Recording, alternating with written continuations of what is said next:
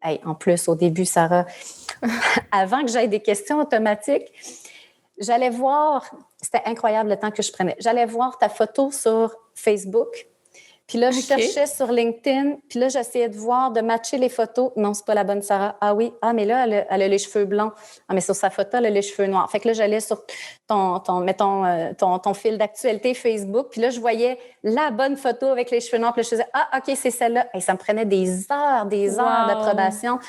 Mais une investigatrice privée est née, je vais t'appeler si je cherche du monde. Oui, là, je peux te dire que, oui, c'est celle là, qui se coupait les cheveux 20 fois dans une année puis qui changeait 3 fois de couleur. Là. C'était celle-là. Elle était refusée. Ça aurait peut-être été plus simple, vraiment, tu as raison. Vous écoutez La Talenterie, votre meeting du vendredi. Bon vendredi, bienvenue à ce nouvel épisode du podcast de La Talenterie où on parle d'entrepreneuriat, d'innovation sociale et du monde du travail en général. Cette semaine, un épisode, vous allez voir, hyper inspirant. Je reçois Mélina Roy, que vous connaissez peut-être déjà si vous travaillez en ressources humaines. Sinon, vous allez être enchantés de la découvrir. Mélina Roy, c'est elle qui est à la tête du groupe Facebook Mes collaborateurs RH, qui est en fait une communauté de pratiques en ligne où il y a pas moins de 5000 membres qui sont toutes des personnes en ressources humaines qui s'échangent des conseils, des recommandations, des outils. Bref, c'est vraiment une communauté de pratiques et d'échanges que je trouve hyper inspirante. J'ai pas vu grand-chose de comparable à ça sur Facebook ou sur aucun réseau social finalement, ou même dans la vraie vie. Ça a une ampleur vraiment extraordinaire. Et tout ça, elle l'a accompli en seulement 4 ans. C'est d'ailleurs l'anniversaire du groupe Facebook là, qui va avoir 4 ans au lendemain de la publication de cet épisode, donc le 11 septembre 2021, le groupe aura 4 ans. Puis de maintenir l'intérêt, l'engouement, la participation, puis d'être toujours en croissance, moi, c'est quelque chose qui me fascine. Et c'est dû en très grande partie au fait que Mélina se met au service de la communauté, à sa rigueur professionnelle aussi, en arrière, à l'aide qu'elle reçoit. Vous allez voir, elle a nommé plusieurs personnes, entre autres Solène Métayer, qui est la modératrice du groupe. Puis j'avais envie justement qu'elle nous partage un peu ses secrets ou pourquoi ça fonctionne selon elle. Puis aussi qu'on parle un peu de ce que ça implique de gérer quelque chose de cette ampleur-là en ligne. Juste avant de vous la présenter, je veux aussi mentionner, parce que souvent on connaît Mélina pour Mes collaborateurs RH. Des fois, on la connaît aussi pour son blog Mon ami RH, qui est très populaire. Mais on parle pas assez, en fait, du fait que c'est aussi une consultante extraordinaire en gestion des ressources humaines auprès des PME. Elle fait beaucoup des mandats de structure, d'encadrement RH. Ça inclut toute la portion aussi là, des mesures flexibles, conciliation, travail-famille. Et elle fait du conseil en gestion, transition de carrière auprès des professionnels. Donc, si vous avez des besoins en ce sens-là, n'hésitez pas à lui faire signe. Je veux profiter aussi de ma mini-tribune pour vous remercier d'être à l'écoute à chaque vendredi du podcast. J'en reviens pas, honnêtement, à chaque fois que je vois qu'on a des nouvelles vagues d'auditeurs, que les gens restent aussi, continuent de nous écouter. C'est vraiment super touchant. Merci à tous ceux qui prennent la peine de m'écrire en commentaire, d'écrire aux invités aussi. C'est important de le faire parce que ces gens-là viennent donner de leur temps, de leurs conseils généreusement. Donc, prenez le temps de les remercier. Puis aussi, il s'est passé quelque chose d'assez extraordinaire dans les dernières semaines où, dans le fond, ça fait presque 1 an que le podcast existe et c'était dans une réalité pandémique où on voyait pas beaucoup de gens en présentiel. Puis là, cet été, j'ai recommencé à voir des gens, aller prendre des verres, me joindre à certains groupes de réseautage. Puis je vois qu'il y a des personnes que je connais même pas qui viennent m'approcher pour me dire qu'ils écoutent le podcast. Je trouve ça, honnêtement, comme très incroyable. Puis je veux juste vous dire à quel point ça me touche puis que j'apprécie que vous soyez là. Si vous voulez nous aider à continuer à faire connaître le podcast, visiblement, ça fonctionne. Continuez à le partager. Envoyez les épisodes que vous jugez pertinents dans votre réseau aux personnes que ça pourrait intéresser. Et puis, c'est ça. Merci beaucoup. Merci d'être à l'écoute. Sur ce, je vous présente déjà Mélina Roy, qui est consultante et blogueuse en ressources humaines chez Lévesque Roy Conseil et qui est aussi la fondatrice du groupe Mes collaborateurs RH.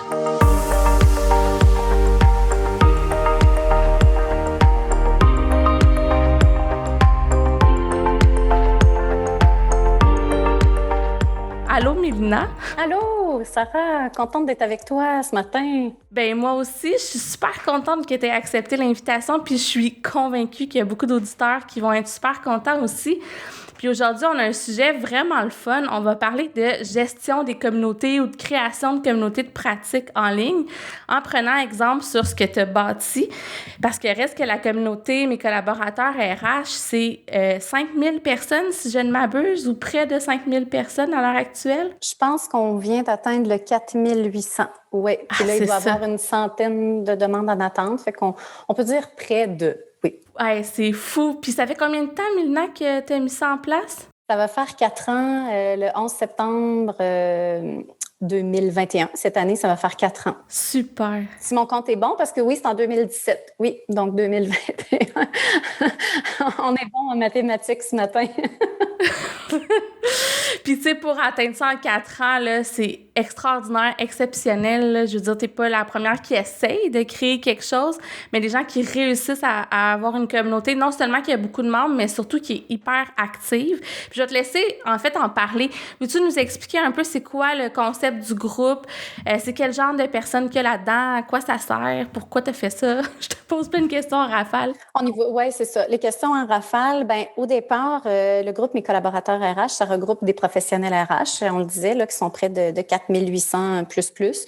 Dans le fond, là, c'est comme un gros leg collectif puissant, là, où, dans le fond, quand je l'ai créé en septembre 2017, comme je mentionnais, c'était vraiment essentiellement pour briser l'isolement, pour être sûr qu'on ait une plateforme sécuritaire aussi, là, en termes d'échange, de partage, qu'on puisse s'entraider, mais surtout qu'on puisse créer de la valeur puis compétitionner. Puis quand j'entends compétitionner, là, pour moi, là, c'est vraiment de ne pas réinventer la roue. Tu sais, d'être capable de la prendre, mais de la bonifier, de la modifier, l'optimiser, l'améliorer, mais ensemble, collectivement. Dans le fond, c'est l'objectif, pardon. Tu sais, dans le fond, moi, je pense que les professionnels RH, le rôle conseil, c'est là où on a de la valeur ajoutée. Mais si on est chacun dans notre bureau à réinventer la roue à chaque fois, à travailler sur les mêmes outils, je trouve pas que c'est là qu'on a de la valeur. On devrait se les partager, puis les bonifier, les améliorer collectivement. Et justement, concentrer notre rôle conseil sur ce qui a de la valeur pour nos clients, puis les organisations pour lesquelles on travaille. Donc, essentiellement, finalement, ce groupe-là, on parlait de partage, on parlait d'entraide, de créer de la valeur, compétitionner, c'est basé sur le marketing de contenu. Puis le marketing de contenu, ma définition, là, la plus simple, là, c'est dans le fond, comment tu peux te faire connaître puis reconnaître par ton expertise et non par la promotion de ta personne, tes produits, tes services. Fait que, ben là, on comprend que la promotion puis la sollicitation sont interdites dans le groupe. Puis c'est ce qui en fait la grosse différence par rapport aux groupes qui sont présentement sur le marché. Et aussi, ben, le fait que moi, j'ai pas appelé ça ma collaboratrice RH, mais plutôt mes collaborateurs RH. Donc, moi-même, même si je suis l'auteur puis l'administratrice du groupe, ben, je respecte mes règles aussi. Donc, je fais pas la promotion. J'ai pas créé ce groupe-là pour faire la promotion de mes services. Ça, c'est important parce que tu es consultante toi aussi, puis on n'en parle jamais. On parle toujours de ton groupe, puis du côté collectif, puis du côté bénévole, finalement, de ta carrière. Mais reste que tu es consultante dans la vie à la base, puis tu es blogueuse aussi, donc tu as mon ami RH, tu as ton entreprise, t'accompagnes, entre autres. Je sais qu'une de tes grandes forces, c'est de mettre en place les structures, les fondements d'un département RH. Tu aimes ça même, bâtir ça from scratch en bon français. Est-ce que ça t'arrive d'y penser des fois, de faire comme Colin, j'ai créé une communauté avec un bassin potentiel, tu sais, pour faire de la publicité comme hyper élevé, puis je m'empêche, entre guillemets, d'utiliser ce canal-là pour faire la promotion de mes services, finalement? Non, ça m'est même...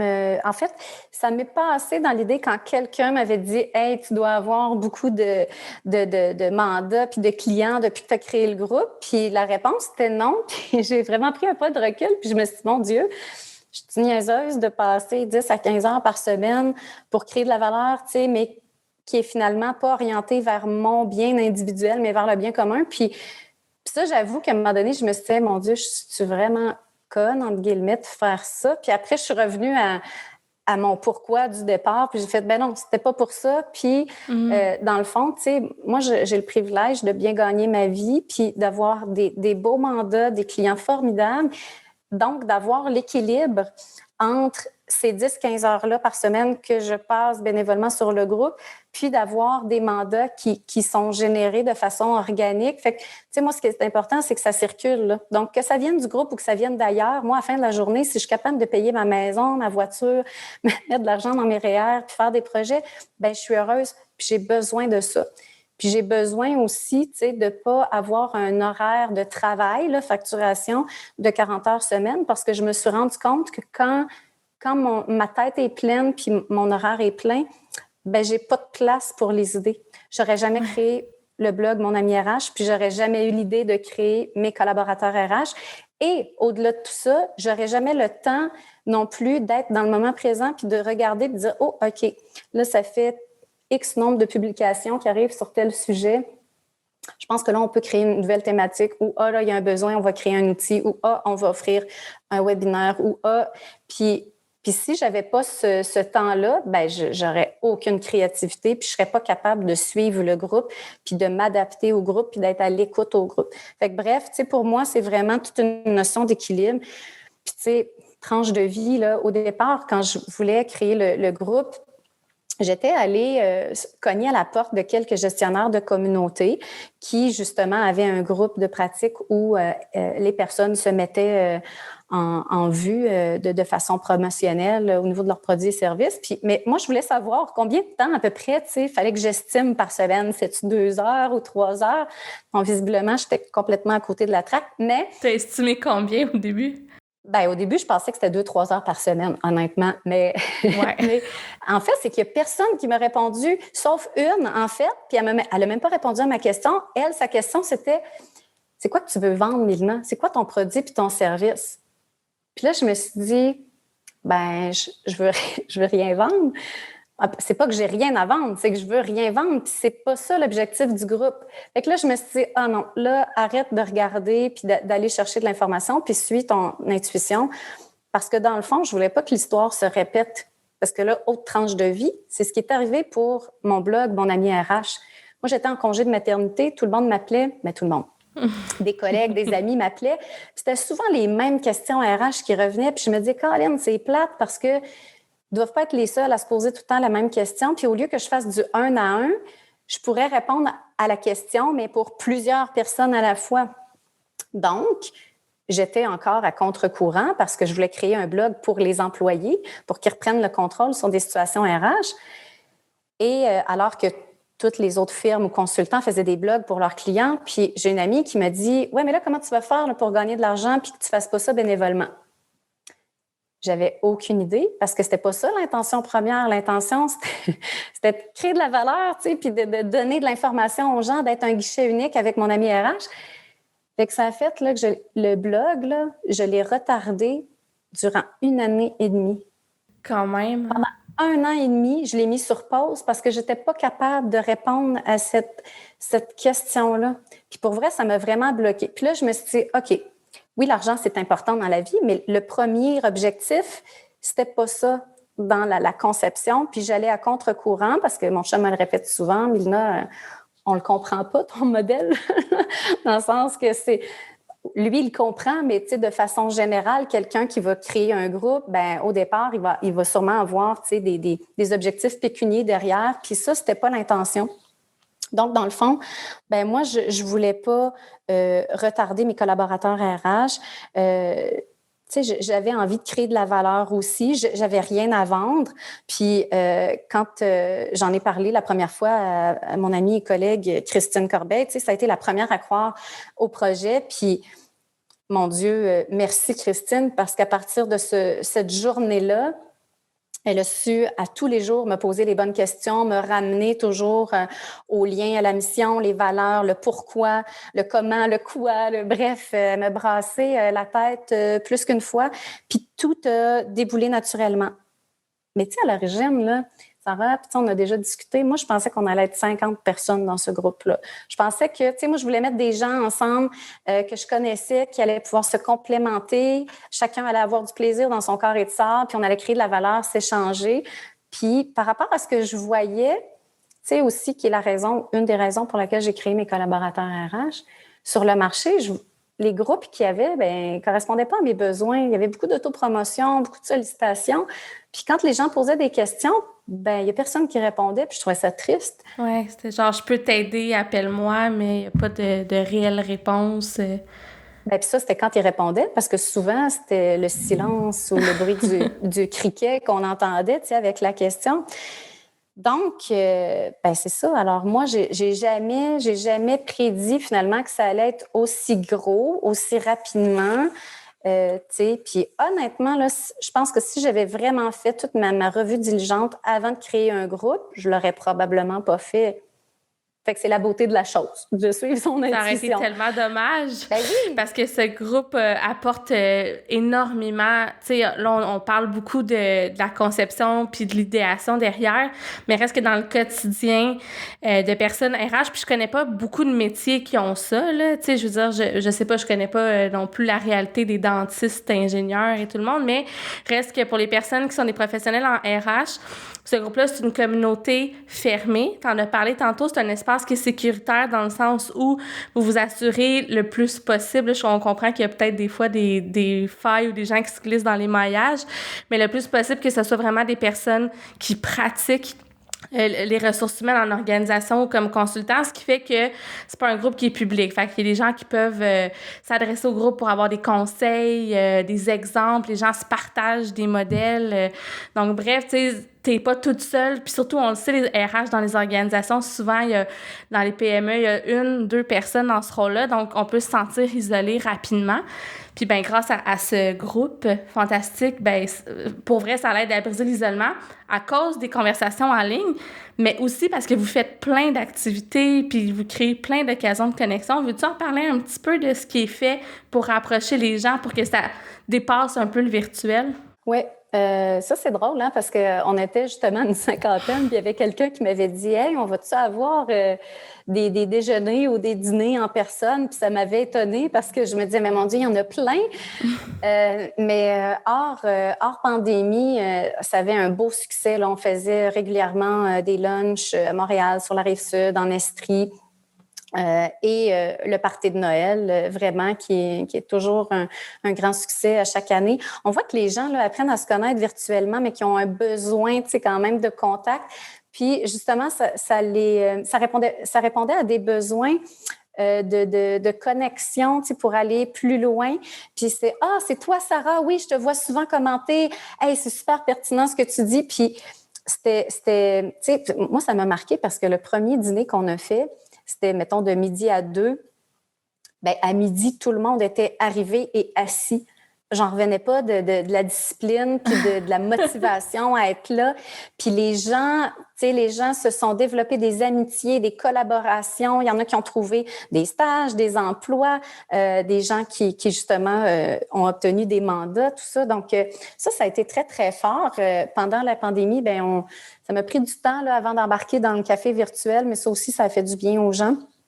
C'est sûr qu'il y a beaucoup. Oui, puis t'as participé. J'ai assisté. Oui, c'est toujours le fun de continuer à connecter. C'est bien que vous n'ayez pas laissé tomber. Je comprends que c'est pas pareil comme en personne, là, mais quand même, reste que ça transcende un petit peu l'écrit, là. Oui. Il y a beaucoup de choses, tu sais, qui va créer de la valeur. On a parti quelques groupes de co-dev. Il y a aussi le programme Mes mentors RH qui existe. Récemment, il y a des gens qui, justement, avaient posé une question, puis ça a découlé avec un beau projet de monter un calendrier RH. Là, présentement, il y a une autre personne qui est en train de travailler sur un autre document de partage dans le groupe collaboratif sur les outils et les meilleures pratiques en RH par volet. C'est super intéressant.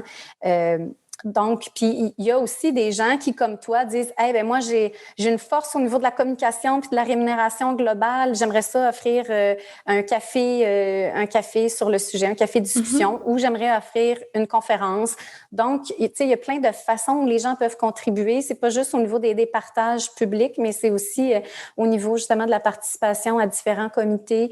Là, dernièrement, le comité éthique a été créé d'ailleurs dans le groupe.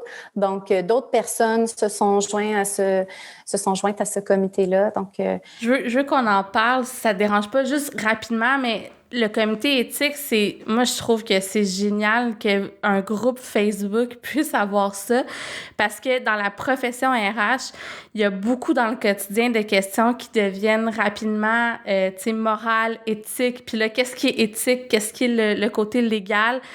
Donc, ça va t'aider finalement à répondre aux questions des gens ou à baliser un peu le côté éthique, là, justement, de la profession RH, si je comprends bien. Est-ce que vous allez même vous immiscer dans les conversations ou dans les questions des gens, ou c'est plus sur l'éthique du groupe en général? Bien, il y a plusieurs raisons là, à la création du comité.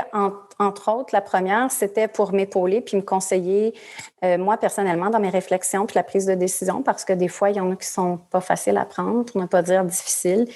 Puis, tu sais, peu importe ce qu'on fait, là, c'est tout le temps, on vient au plaire égal déplaire, mais au-delà de tout ça, je veux que ça soit fait en cohérence avec les règles. J'avais besoin de gens qui m'aident à regarder mes angles morts, hein, parce que des fois, quand on est impliqué individuellement, tu sais, à la fin de la journée, c'est quand même moi qui le dirige, fait que quand il y a certains commentaires qui sont dirigés, tu sais, des fois, quand je suis dans une phase plus creuse, je pourrais avoir tendance à les prendre plus personnellement que rationnellement, ce qui est la majeure partie du temps. Mais tu sais, je suis humaine comme tout le monde aussi, là. Donc, le premier rôle de ce comité-là, c'est vraiment là, pour enlever l'arbre qui peut quelquefois cacher ma forêt, puis me revenir avec l'éthique appliquée et non l'éthique de conformité. Puis tu sais, tu l'as dit, au niveau des RH, là, c'est rarement noir ou blanc. Hein? Puis on a tendance, finalement, à être dans l'éthique de conformité parce qu'on va appliquer la loi. Mais c'est rare qu'on prenne un pas de recul puis qu'on réfléchit.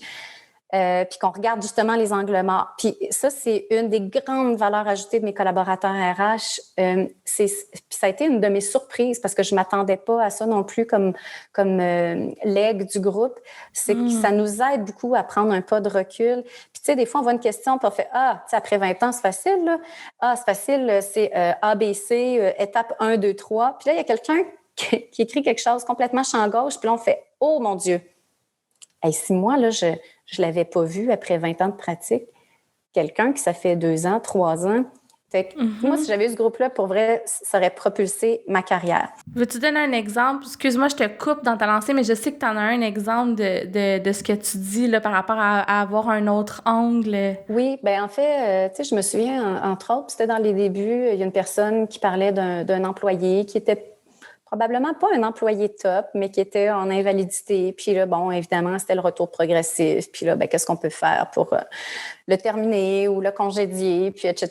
Tu sais, puis c'était pas du tout dans qu'est-ce qu'on peut faire comme employeur pour mettre en place des conditions favorables à son retour, parce que finalement, ben on n'y croit pas. Puis là, il y a quelqu'un du groupe qui a répondu que ça lui était arrivé personnellement, puis que le retour progressif avait été favorable, puis qu'elle avait pu reprendre, cette personne-là, tu sais, son emploi, puis que elle avait pu être consolidée, puis que ça avait fait toute la différence. Et je crois que parce que c'était une collègue RH, on l'a écoutée et ça nous a aidé, je pense, à moduler notre pensée. Puis je pense que depuis ce temps-là, quand les gens répondent, mais ça module nos réflexes, justement, d'éthique, de conformité. Ah, c'est la loi, on y va, 1, 2, 3.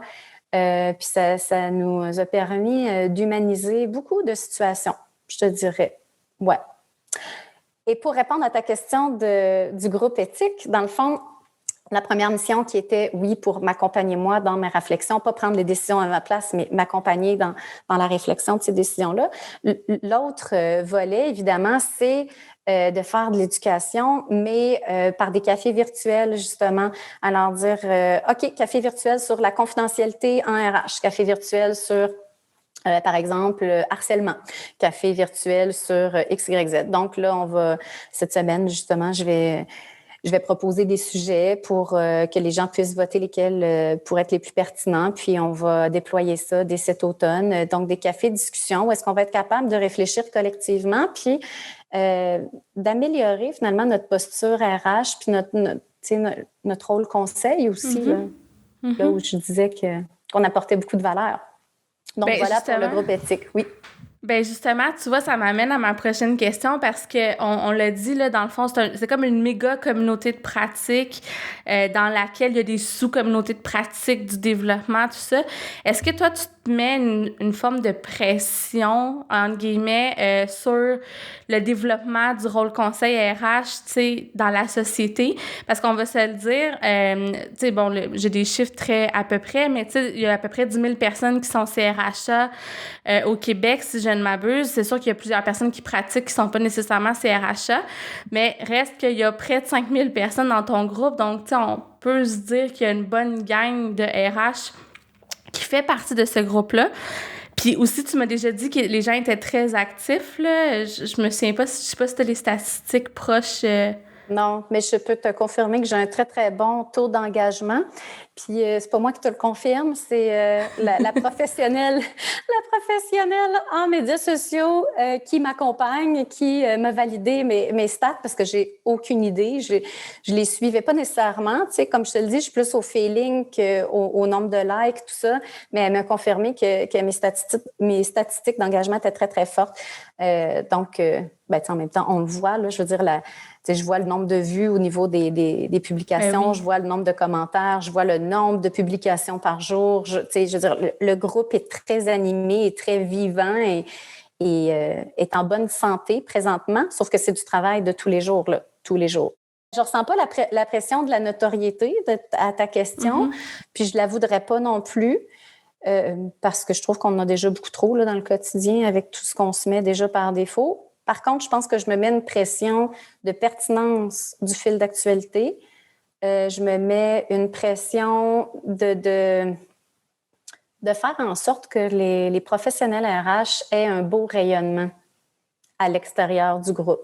Donc, c'est sûr qu'il y a des petites choses que je veux faire comme, tu sais, quand je continue, je perdure à souhaiter la bienvenue, par exemple, même après 4800 membres, à tous les nouveaux membres, parce que pour moi, c'est important. Puis, tu sais, c'est la connexion humaine encore. Je suis pas une machine, tu sais, je suis une seule personne. Puis, ça, c'est important pour moi. Puis, dans le message de bienvenue, justement, j'ai ajouté le lien pour la formation sur les normes du travail qui a été créée en collaboration avec la TELUC puis la CNESST, parce que je me dis, si tout le monde a la base déjà, la posture RH, quand on va poser une question, on n'aura pas l'air pic-pic, on va avoir fait nos devoirs, on va avoir pris le temps de valider avant de venir poser une question dans le groupe pour que ça soit encore plus enrichissant.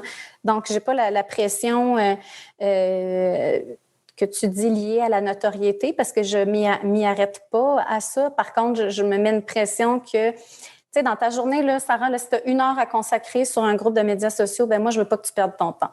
Fait que si tu arrives sur mes collaborateurs RH, je veux pas que tu sois inondé de pollution, finalement, qui te servent pas dans ton quotidien. Tu sais, la beauté là, de mes collaborateurs RH, là, c'est que si tu vois une question sur une situation X, mais que toi, tu l'as pas vue, mais que 2 semaines plus tard, elle t'arrive, ce qui est le fun, c'est que le partage qui a été fait collectivement demeure, est encore là. Tu sais, oui, si tu vis la question ici en temps réel, tu vas avoir une réponse en temps réel.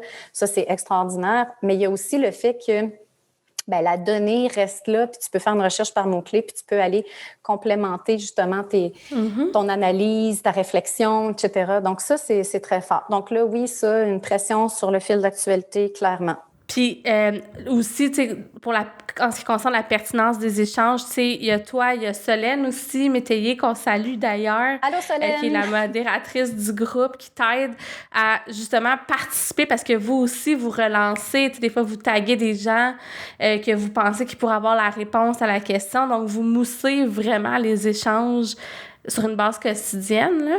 Ouais. Fait que ça, est-ce que ça s'est fait naturellement de dire, depuis le début, tu as toujours comme participé? Est-ce qu'il y a un moment où tu as dit, OK, ça prend trop... Je sais que tu as été chercher Solène, entre autres, parce que peut-être que là, ça commence à devenir beaucoup au nombre de personnes qu'il y a.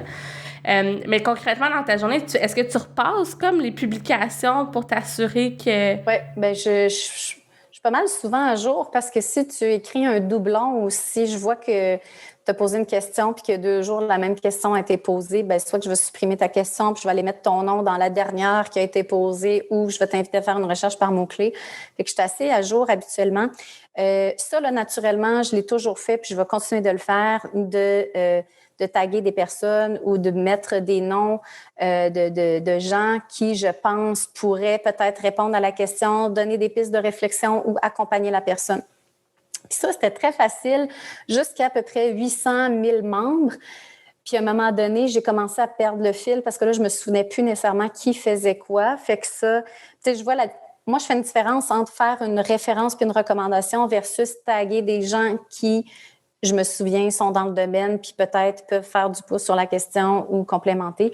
Puis ça, honnêtement, je l'ai perdu. Puis tu sais, c'est comme un deuil, mais à un moment donné, il faut que je lâche prise là, parce que justement, tu sais, il y a eu un moment où il y avait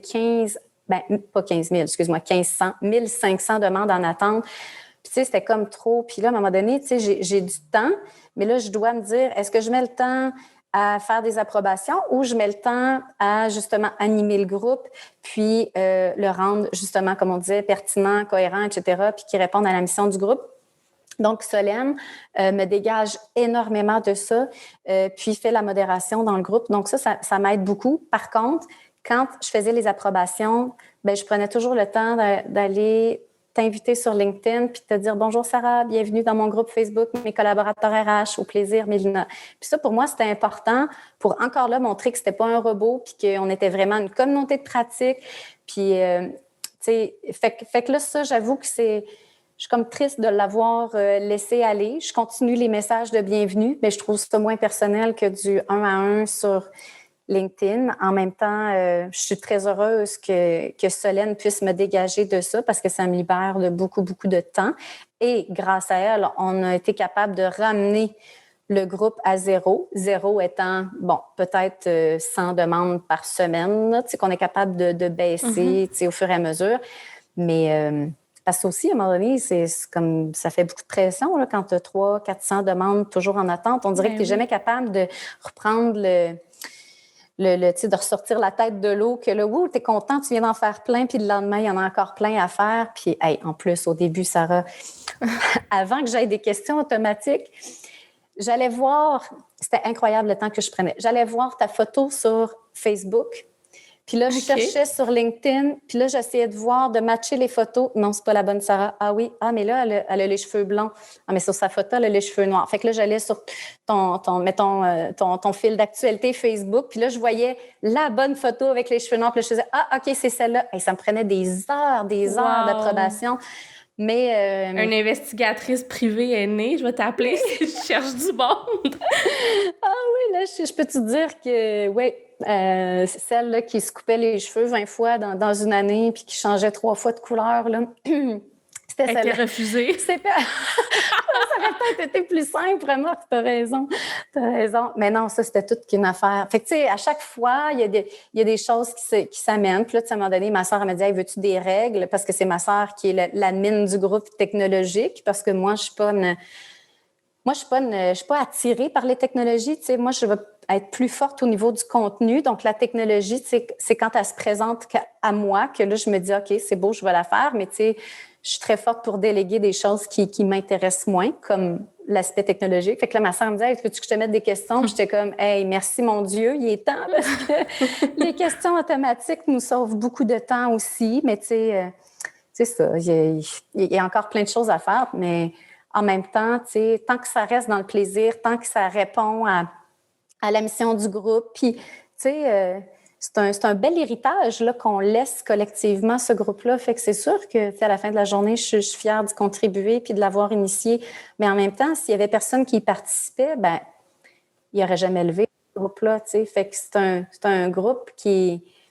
C'est les 4800 membres qui doivent avoir les bravos aussi à la fin de la journée là, pour participer, échanger. Puis, Oui, avec quand même une petite reconnaissance spéciale pour Solène et toi, disons. Mais d'ailleurs, puisqu'on en parle de la technologie, bon, puis du fait que c'est justement une richesse collective, il y a plein d'informations là-dessus. Tu sais, des fois, on entend, bon, ça fait 10 ans qu'on entend que Facebook est sur le point de mourir, ça arrive jamais, il est encore très, très présent dans nos vies. Est-ce que tu t'es posé la question sur la plateforme? Tu te tiens-tu au courant là, des nouvelles plateformes qui arrivent, là, comme TikTok, Clubhouse? T'as-tu déjà réfléchi à, je sais pas, mettre ça plus sur un forum, un site web? Et depuis la première journée, je me suis toujours posé la question si Facebook était la bonne plateforme. En même temps, tu sais, je te le disais tantôt, là, on a 1 heure dans notre journée. Où est-ce qu'on la concentre, notre énergie? Puis moi, commencer à ouvrir mon LinkedIn, mon Gmail, mon Hotmail, mon Facebook, puis là, ceux qui ont Instagram en plus, ceux qui ont Twitter. Je trouve que ça fait beaucoup à un moment donné, à la fin de la journée. Mais ceci dit, moi, je suis très zen par rapport à ça parce que je me dis, un jour, la bonne technologie va se présenter, puis c'est celle-là que je vais choisir pour répondre aux besoins du groupe. Mais je ne l'ai pas encore trouvée. Puis, remarque que je ne fais pas une vigie extraordinaire là-dessus non plus, là, parce que, comme je t'ai dit, là, moi, je suis du genre à regarder ce qui se passe puis à attendre que ça fonctionne. Puis, un coup que ça fonctionne, là, j'embarque ou je vais l'adapter pour répondre à un besoin. Fait que moi, tu sais, je suis pas innovante, je suis plus créative. Je vais prendre quelque chose qui a fait ses preuves, je vais regarder, je vais analyser, puis là, après, oui, je vais emboîter le pas. Fait que, tu sais, moi, j'ai été une des dernières à embarquer sur Facebook. Puis pire que ça, tu sais, comme je te racontais l'autre fois, dans mon bac en com, moi, j'ai été quasiment forcée de me créer un Hotmail dans le temps, tu sais, parce que je voulais rien savoir de ça, mais c'est ça. Alors, aujourd'hui, j'ai l'air d'être... T'avais-tu un caramel? Puis, tu sais, en même temps, je me dis, mon Dieu, une chance que cette personne-là m'a pratiquement forcée à faire ça parce que après, en plus, on n'avait plus de choix de nom dans notre courriel. Hein? Les choix étaient limités. Là, je ne sais pas si c'était Sarah 25 ou 487, mais moi, j'ai mon nom direct. J'ai honte, là, mais parce que là, je le partage plus, mais je le garde pour les spams. Là, tu sais, quand tu t'abonnes à des listes, c'était Lady Sarah 87. Oh, wow! Ouais, ça témoigne de combien de temps ça fait que je l'ai. Là, je pense que je devais avoir, je sais pas, 15 ans quand j'ai mis ça en place. Wow! C'est pas ma plus grande fierté. Ben, en même temps, tant que tu le mets pas sur ton CV, je te dirais que t'es correct. Ouais, non, inquiète-toi pas pour ça. Ça fait quand même longtemps que c'est pas... je pense que ça n'a jamais été sur mon CV. Puis, bon, là, fait que là, c'est ça, mais aussi, en même temps, j'imagine que de transférer, en fait, le groupe, puis justement, là, tous les échanges, puis les conversations, tu sais, c'est pas facile, là. T'es comme un peu... c'est un risque, en fait, de dire, ben là, je change de plateforme. Est-ce que les gens vont suivre? Est-ce qu'on va être capable de garder... la valeur de tout ce qui a été partagé, tu sais, l'historique, en fait, là? Bien, ça, tu vois, c'est un enjeu. Puis, tu sais, c'est comme n'importe quoi. Il y a toujours des coups d'opportunité puis des coups de renonciation. Puis, l'effet pervers de Facebook, c'est que le contenu ne nous appartient pas. Tu sais, même si le groupe m'appartient puis qui est privé, c'est ça, le contenu ne nous appartient pas. Maintenant, si j'avais une plateforme, il faudrait que je la paye. Donc, si je la paye, tu sais, là, c'est beau le bénévolat, mais à un moment donné, je ne vais pas mettre non plus plusieurs dizaines de milliers dans une plateforme, tu sais. Fait que là, c'est est-ce que les gens seraient prêts à payer? Puis s'ils sont prêts à payer, pourquoi? Fait que, tu sais, je ne suis pas rendue là. Parce que justement, l'enjeu coût me limite, mais peut-être qu'à un moment donné, oui, le groupe va évoluer. Tu sais, dans le fond, là...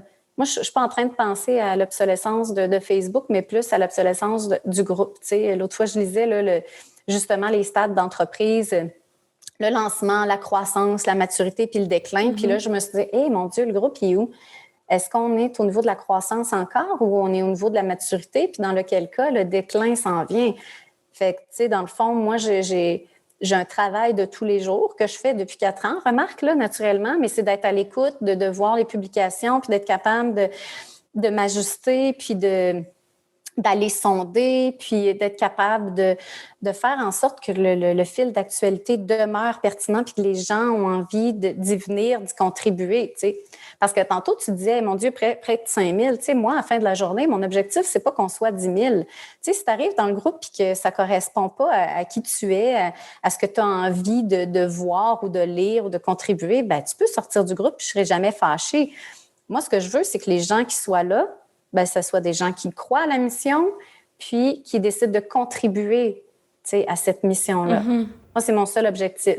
Sauf qu'effectivement, s'il y a un déclin qui s'en vient, je veux le voir arriver.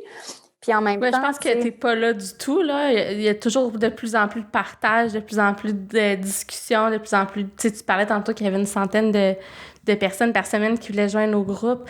En tout cas, je suis pas experte en intelligence d'affaires, là, mais tu sais, j'imagine que moi c'était non pas plus. encore au déclin, là. Oui, mais dans le fond, ce que je veux dire, c'est que, tu sais, par rapport à un moment donné, est-ce que les gens vont se tanner et s'ils se tannent, ils vont se tanner de quoi? Fait que, tu sais, dans le fond, c'est plus ça de dire peut-être que ça va être à cette étape-là que là, on pourra justement déplacer certaines personnes de la communauté vers quelque chose de différent. Mais le différent n'a pas été encore réfléchi. Puis, tu sais, moi, là, à la question en entrevue, tu te vois où dans 5 ans, là, j'ai jamais été capable de répondre à cette question-là, premièrement. Puis, deuxièmement, avec le groupe, j'ai aucune idée non plus. Je suis très dans le moment présent. Tu sais, l'année dernière, on a passé un sondage confidentiel à tous les membres pour valider des choses, pour... aussi, tu sais, des fois, j'ai des feelings, puis je me dis, on est rendu là pour telle règle. Mais là, si avec le sondage, justement, ça vient appuyer, ben là, tu sais, ça légitimise la règle. Et là, ben, le prochain est supposé d'avoir lieu dans pas longtemps. Comme ça, je vais pouvoir au moins commencer à comparer d'une année à l'autre. Mais tu sais, ce que je trouve dur, Sarah, c'est que peu importe ce que je fais, à la fin de la journée, il y en a toujours qui vont pas être contents. Puis à qui, tu sais, ça plaira pas. Puis ça, j'avoue que c'est comme l'aspect pervers de la gestion de communauté. Là, tu sais, t'as beau te démener, t'as beau essayer, tu sais, de faire le mieux que tu peux, toujours à la fin de la journée, c'est ça, plaire égale déplaire, comme dirait ma collègue Christine. Puis ça, c'est... Ça, faut apprendre à vivre au quotidien. Puis, tu sais, toujours avoir le bien commun en tête, puis de se coller sur la mission, puis de toujours être cohérent, tu sais, au niveau des valeurs. Bien, ça demande beaucoup de courage, puis je te dirais d'énergie, énormément. Ben c'est ça, puis tu sais, nous, on le voit pas. Tu sais, moi, je vois que du respect puis des échanges positifs parce qu'il y a des modérateurs très actifs, j'imagine. Est-ce qu'en arrière, il y a comme de la gestion un petit peu moins nice, des gens peut-être un peu moins respectueux? Est-ce que t'as à vivre avec ça au quotidien? Ou au contraire, parce que on s'affiche comme professionnel dans le groupe, ben ça arrive pas? Non, ça arrive et c'est arrivé. Ça arrive pas beaucoup, mais tu sais, c'est à chaque fois quand même, je me remets en question. À chaque fois, je prends un pas de recul. À chaque fois, je consulte. À chaque fois, tu sais, c'est sûr que ben, ça a été plus dur en pandémie parce que tu sais, en pandémie, on était tous fragilisés puis on était tous plus vulnérables. Mais il y en a eu avant, pendant, il y en a encore, tu sais, mais je te dirais que souvent, les gens avec qui c'est plus, mettons, problématique, entre guillemets, c'est des gens qui, déjà, au départ, avaient de la difficulté à comprendre les règles du groupe puis à avoir une posture RH conforme au groupe, si on peut parler là, de façon politiquement correcte. Là. Fait que, tu sais, dans le fond, c'était pas des surprises non plus. La seule chose que là, je me suis donné le droit, là, c'est d'attendre moins longtemps avant d'intervenir, tu sais, de peut-être réduire mes chances d'être plus cohérente. Fait que là, tu sais, c'est toujours, on fait les choses de la bonne façon, on réfléchit la séquence. Tu sais, là, maintenant, quand tu contreviens, par exemple, à une règle du groupe, si on supprime ton commentaire, on peut associer la règle qui a été finalement... Enfreinte. Oui, enfreinte, merci. Et donc, toi, si tu enfreins la règle, ben, tu vas voir, Mylina, supprimer votre commentaire. Voici la règle qui a été enfreinte. Fait que, tu sais, au départ, tu as les règlements qui sont là, dans le message de bienvenue sont là. Au niveau des trucs et astuces du lundi, les règlements sont là. Il y a les modérateurs. En fait, il y a Solène, la modératrice, et moi, l'administrateur, qui va pouvoir modérer. Mais c'est ça, à la fin de la journée, je pense qu'on a fait le tour, puis à un moment donné, on va faire des avertissements personnels avant de prendre des décisions. Je veux juste prendre le temps de s'arrêter à ça, là, parce que pour que les auditeurs se mettent dans ta peau un peu, là, tu fais du bénévolat. C'est sûr que ça t'apporte de plein de façons, tu l'as nommé, ça te nourrit, ça fait en sorte que tu es au courant, tu as un super beau réseau, mais reste que c'est bénévole. Tu as nommé que tu passais 10 à 15 heures par semaine dans le groupe, puis des fois, il faut que tu gères de la discipline en arrière. En tout cas, moi, je te lève mon chapeau. Honnêtement, je pense pas que je ferais ça. Tu sais, si j'étais toi, là, parce que ça doit pas toujours être facile. Ça t'arrive-tu de te dire pourquoi je fais ça, moi? Tu sais, de te remettre un peu en question. Vraiment. Pas que je veux, là, je veux que le groupe demeure, je l'adore. Ben vraiment. Puis, tu sais, moi, je te l'ai dit, là, au départ, mon idée, c'était qu'on soit 50 personnes. Fait que, tu sais, moi, ça a été complètement, tu sais, non prévu, tout ça, là. Puis, tu sais, fait que j'ai pas fait le groupe pour être populaire. J'ai pas fait le groupe pour être aimé. Par contre, tu sais, on l'a dit, plaire égale déplaire. Moi, je veux quand même qu'à la fin de la journée, on me respecte, tu sais, comme individu. Donc, oui, il y a des fois que je me remets en question, que je remets en question le groupe. C'est arrivé à quelques reprises où, justement, là, j'ai été complètement vidée. J'ai passé 1 ou 2 journées à pleurer toutes les larmes de mon corps puis à me dire, ben, je veux supprimer le groupe tout simplement parce que c'est pas vrai que je vais donner tout ce temps-là bénévolement à croire à une mission, tu sais, qui m'est chère dans mon cœur, là, tu sais, pour laisser un héritage important à la communauté RH. C'est pas vrai qu'en retour, tu sais, je vais accepter ça. Donc, tu sais, j'ai appris à mettre mes limites, j'ai appris à me faire respecter mieux. En fait, tu sais, fait que ça, c'est très bon pour moi, je te dirais. Mais oui, tu sais, comme je te cacherai pas que des fois, je trouve ça plus difficile. Tu sais, des fois, je suis dans une montagne de motivation, puis après ça, je reprends un creux, puis après ça, je reviens. Mais tu sais, de façon générale, je l'ai encore, cette motivation-là. Puis tant que je vais l'avoir, tu sais, majoritairement dans une année, je vais continuer, tu sais, à participer puis à maintenir ce groupe-là en santé.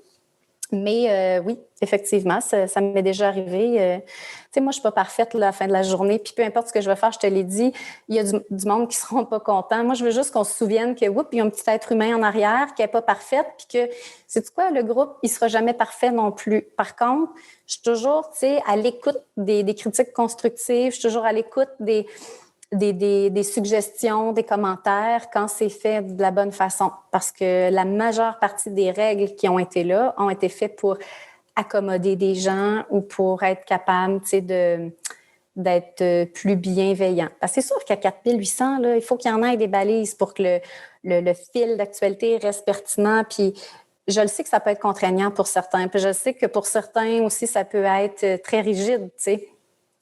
Mais c'est ça. À la fin de la journée... Je te coupe, mais tu sais, on va se le dire, là, ce qui est contraignant, ben, bon, il y a le respect, tout ça, sur lequel vous êtes intransigeant, j'imagine, là, puisqu'on le voit même pas passer dans les fils d'actualité, la pertinence des échanges. Puis après, c'est baliser l'autopromotion. Puis même, tu m'as déjà dit que... Ben, puis j'ai vu, en fait, qu'il y avait certaines rubriques, là, des moments cadrés où tu permets aux gens de s'autopromouvoir, de partager les articles qu'ils ont écrits, leurs services. Ouais. Fait que, tu sais, il reste que ces espaces sont là. As-tu réfléchi justement pour adresser un besoin d'une petite partie du groupe de gens qui... Oui. La première qui avait été là d'emblée, c'était produits et services à vendre pour que justement les gens aient de façon circonscrite une place, tu sais, que ça ne pollue pas le fil d'actualité, mais que ça soit vraiment concentré dans la thématique. Donc, produits et services à vendre, oui. Après ça, j'ai eu les médias sociaux. Donc, il y a une fois que tu peux partager ton LinkedIn, il y a une autre fois que tu peux partager la page Facebook de ton entreprise ou ton site web ou ton blog. J'ai créé une autre publication, une autre thématique qui est au niveau des articles à lire.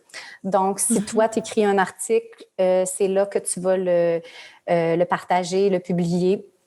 En même temps, tu sais, je trouve ça bien d'avoir ça parce que tu veux être à jour au niveau des derniers articles, ben tu veux pas avoir à parcourir 80 publications, mais tu veux juste pouvoir aller dans les médias, cliquer sur la petite image d'article à lire, puis là, tu vas avoir les derniers en liste de ceux qui ont été partagés, par exemple.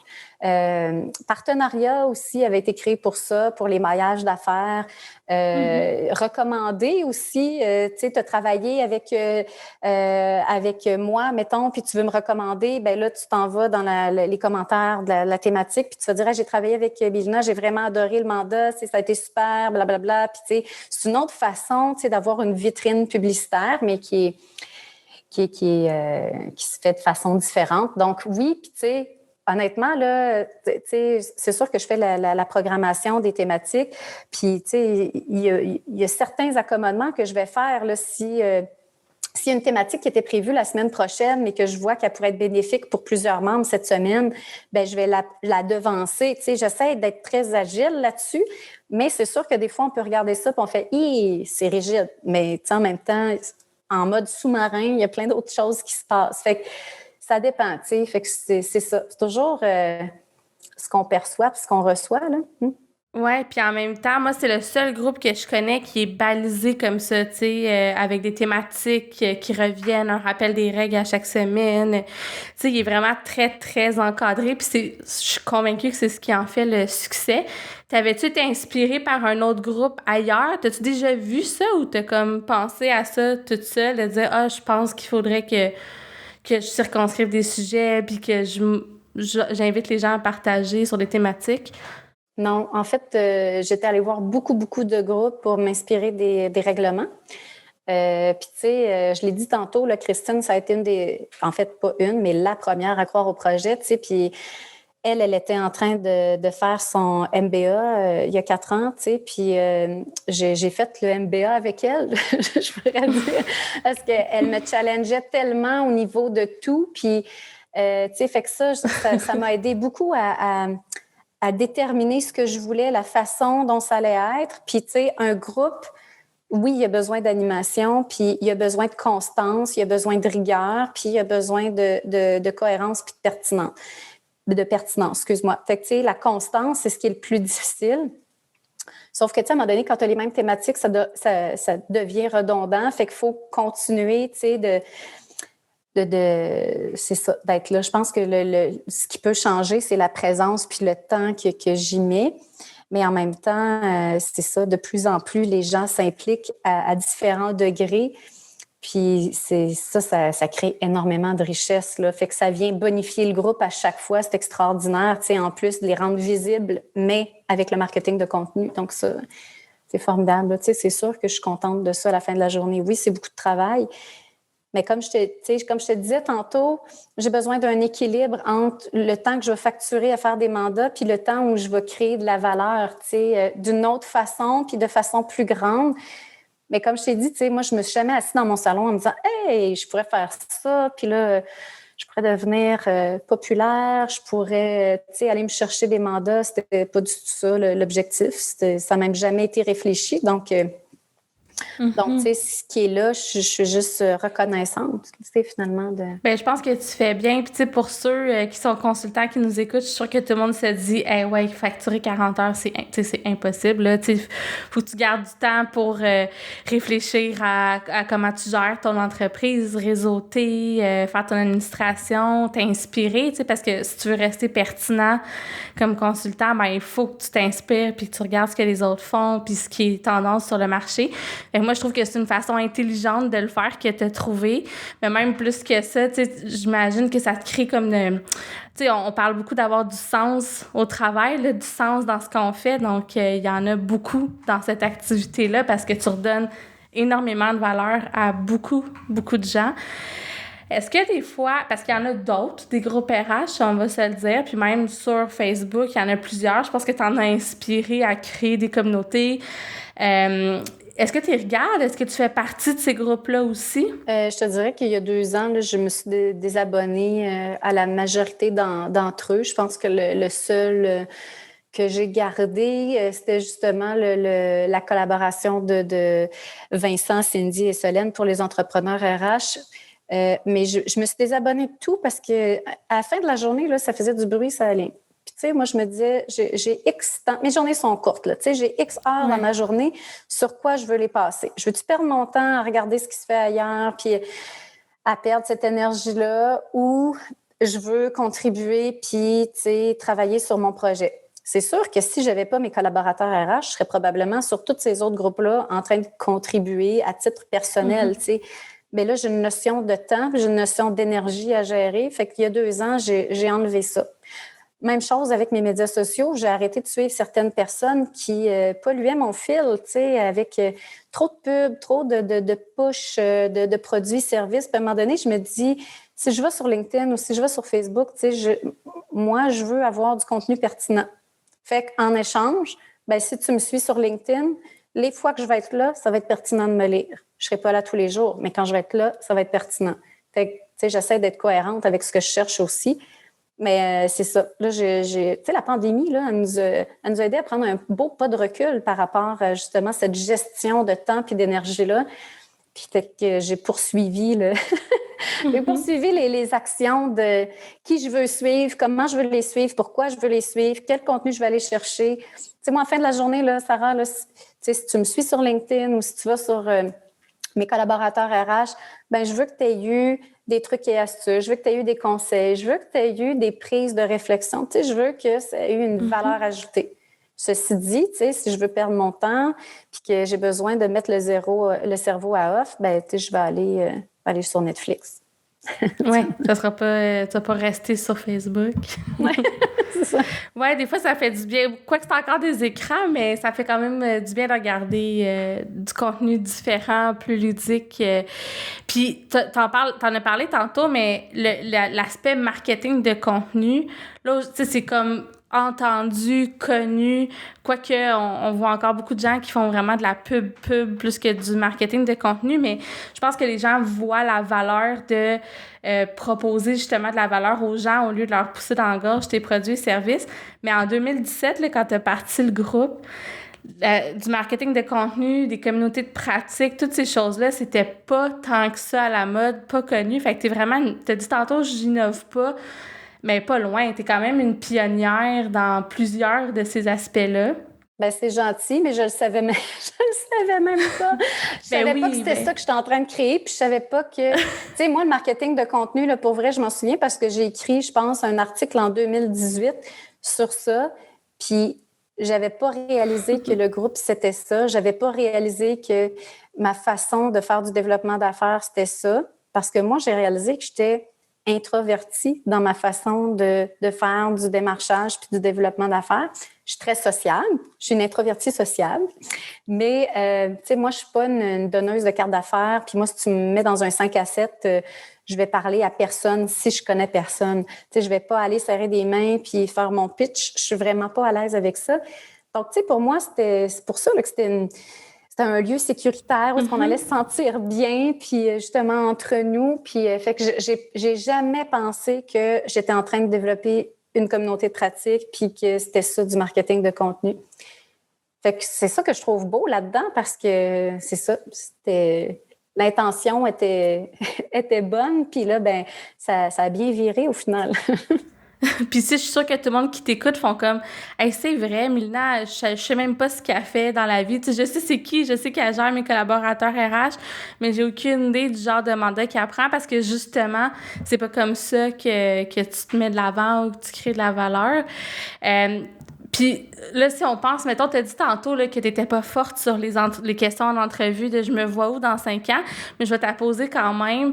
As-tu une idée de ce qui attend mes collaborateurs RH quand même? Tu peux-tu nous pister sur des scoops ou des affaires qui sont en branle ou tu es encore dans le moment présent vraiment puis tu ajustes au fil des besoins? Oui, c'est effectivement ça. Tu sais, j'ai tout le temps la réflexion là, de celle de la journée 1, de est-ce que c'est la bonne plateforme, est-ce que c'est le bon médium, etc. Mais oui, ma réponse, c'est que, tu sais, dans le fond, je suis encore bien ancrée dans le présent pour être à l'écoute, puis voir ce qui se passe, puis d'être capable d'avoir assez de temps libre dans ma tête pour embarquer dans des projets ou voir une occasion ou une opportunité qui peut être bénéfique pour le groupe. Tu sais, pendant la pandémie, là, je prends un pas de recul. À un moment donné, on a eu des tonnes de questions sur, bon, qu'est-ce qu'il faut qu'on fasse, pas faire, puis ça sortait difficilement au niveau des nouvelles, au niveau des ordres professionnels, au niveau des cabinets d'avocats. On avait de la misère à avoir l'information rapide, puis on a pu créer une bible collective, là, un document qui était mis à jour au fur et à mesure des questions puis des réponses. Puis tu sais, ça, c'est le genre de projet wow qui crée de la valeur, puis que si on n'est pas dans le moment présent, je pense qu'on peut passer totalement à côté, tu sais. Puis à un moment donné, en plus, tu vois, ce document-là, on avait au-dessus de 2000 commentaires, tu sais, que d'ailleurs, Solène avait intégré les 700 premiers. Je ne sais pas comment elle a fait, mais bref, c'était un travail monstre. Puis, tu sais, à un moment donné, le document a eu ses limites, là. Puis là, ben, au même moment, les étiquettes Facebook sont arrivées, fait qu'on a pu après remettre les questions dans le fil d'actualité avec les étiquettes. Tu sais, il y a eu quand même des bons coups de Facebook qui ont pu nous faire avancer. Mais tu sais, je pense que justement, tu sais, l'objectif est toujours le même là, au niveau de la vision de où s'en va le groupe. Oui, il y a des tu sais, je me fais demander souvent, est-ce que tu voudrais le changer en organisme à but non lucratif, par exemple? Je ne suis pas encore rendue là. En même temps, est-ce que ça pourrait être une coopérative? Je ne le sais pas. Est-ce qu'on change de plateforme? Je ne le sais pas. Tu sais, j'ai tout ça dans ma poche en arrière, mais je pense qu'à un moment donné, il y a peut-être des événements ou des situations ou justement des nouvelles technologies qui vont apporter les réponses à cette question-là. Mais à court terme puis à moyen terme, ben, je suis encore dans le moment présent pour continuer de créer de la valeur au quotidien puis d'être à l'écoute. Tu sais, c'est ça, des besoins des membres. Puis c'est très bien fait. Puis je sais que tu es frileuse sur tu sais, le côté monétisé. Tu en as parlé tantôt, c'est pas ça ton objectif. Tu veux pas aller là. Tu veux pas, par exemple, charger nécessairement un prix pour adhérer au groupe ou poser des questions. Tu sais, est-ce que tu y réfléchis quand même pour dire, ben là, y a-tu certains aspects qui pourraient comme financer un peu certaines affaires? Parce que reste que c'est quand même énormément de temps là, que Solène, toi, puis plusieurs autres bénévoles mettaient dans le groupe. Les affichages de poste, ça a été la chose que j'ai réfléchi puis que finalement j'ai décidé de mettre payant, mais ils bénéficient autant de la plateforme Mes collaborateurs que de celle de mon ami RH puis de celle de mes réseaux sociaux. Mais ça a été réfléchi, surtout pour le pourquoi, parce qu'à un moment donné, tu sais, j'avais beaucoup de mandats aussi, puis je voulais pas avoir à choisir entre je fais mes mandats puis je délaisse le groupe. Parce que le groupe, finalement, c'est pas ça à la fin de la journée qui m'aide à mettre du pain et du beurre sur la table. Puis je voulais pas en arriver là. Puis aussi, ben, tu sais, Solène, bien qu'elle se soit proposée bénévolement pour gérer et modérer le groupe, ben mon objectif ultime, ça serait d'être capable de la rémunérer de façon mensuelle, tu sais, constante. Fait que là, ça va bien. Les gens, de façon générale, comblent leur poste aussi. En même temps, le prix est légèrement en dessous du marché. L'affichage est là plus longtemps que ce qu'offre le marché. Donc, ça demeure très compétitif. Puis en même temps, ben moi, ça me permet de rester près du groupe puis d'engager Solène un peu plus loin que bénévolement. Donc, ça se fait à petits pas, tout ça. Mais fait que ça, tu vois, ça va. Ça, c'est un dossier réglé, malgré que ça a été une très grande sortie de zone pour moi, là, parce que justement, tu sais, l'effet de rémunération. Mais, tu sais, de même... Est-ce que c'est les entreprises qui payent, non les individus? Exact. Fait que c'est quand même en ligne. C'est pour ça que le oui a été plus facile. Tu sais, demain matin, tu me dis on change de plateforme puis on charge un frais par mois aux individus. Ben j'ai plus de difficultés avec ça. Puis l'autre chose aussi, c'est que, sais-tu quoi? On dirait que ça me mettrait une pression supplémentaire de contenu. Puis je te l'ai dit tantôt, là, moi, la pression, on s'en met assez pour plein de choses dans notre quotidien. Je suis pas prête encore à avoir cette pression-là. Par contre, tu sais, c'est sûr que j'ai des idées. Mais ça voudrait peut-être dire aussi qu'il faudrait que je fasse ça à temps plein. Puis, tu sais, moi, j'aime faire des mandats RH, j'aime faire la consultation, puis j'aime avoir de la diversité dans mon quotidien. Fait que c'est ça. Je te dirais que je suis toujours en réflexion, mais en même temps, je ne vais pas prendre 2 jours dans un lac à l'épaule pour m'obliger finalement à prendre des décisions. Mais c'est des réflexions continues qui se font régulièrement. Mais j'ai pas de réponse. Bien, c'est peut-être ça la beauté, dans le fond, de la chose. Donc, on invite les gens à te suivre sur LinkedIn avec ta promesse de ne pas polluer leur fil d'actualité. Puis, pour leurs besoins RH, là, on va plugger tes services comme il faut. On a dit tantôt que tu étais consultante. Tu adores d'ailleurs cet aspect-là de ton quotidien. C'est quoi concrètement là, les services que tu offres aux entreprises? Ah, merci, c'est gentil. Ça, c'est vrai que je prends rarement la tribune. Fait que je vais la saisir au vol. En fait, j'ai 3 volets. essentiellement le premier dont tu as parlé tout à l'heure, tout ce qui est structure et encadrement RH. Donc ça inclut quoi? Dans le fond, c'est le diagnostic RH, le code d'éthique, le manuel d'employé, le guide du gestionnaire. Donc tout ce qui va aussi avoir avec les politiques et procédures qui vont venir soutenir ces documents-là, l'implantation de mesures flexibles au niveau de la conciliation travail-famille, entre autres. Le deuxième volet, c'est toute la portion gestion de chantier RH. Donc, dans ce temps-là, c'est vraiment le volet stratégique, le volet encadrement RH et le volet opérationnel qui vont être pris en charge par moi-même, en fait, avec des collaborateurs experts qui vont venir complémenter mon offre de service. Et le troisième volet, c'est un volet que j'aime beaucoup, qui est une de mes grandes passions, finalement, en parallèle, c'est le coaching de transition de carrière. Donc, que je fais en collaboration avec ma collègue Ghislaine Bousquet, qui est coach PNL. Elle s'occupe finalement du volet savoir-être et moi, je m'occupe du volet savoir-faire. Donc voilà, essentiellement, c'est les 3 volets de ma pratique RH. Il y a quand même plusieurs cordes à ton arc. Merci, Mélina. Puis, avant que j'oublie, on a parlé de mes collaborateurs RH, de ton LinkedIn, tout ça, mais on n'a pas invité les gens à aller suivre mon ami RH. Puis, je trouve que c'est pertinent de le faire aussi, fait que je me permets de le plugger. Donc, allez adhérer. Je vais mettre tous les liens dans les notes de l'épisode là, pour que les gens puissent, en quelques clics, là, s'abonner à tous les endroits où c'est pertinent. Ah, merci beaucoup. Merci encore, Sarah. C'était vraiment fort agréable. Bien, merci à toi. Bye-bye. Merci.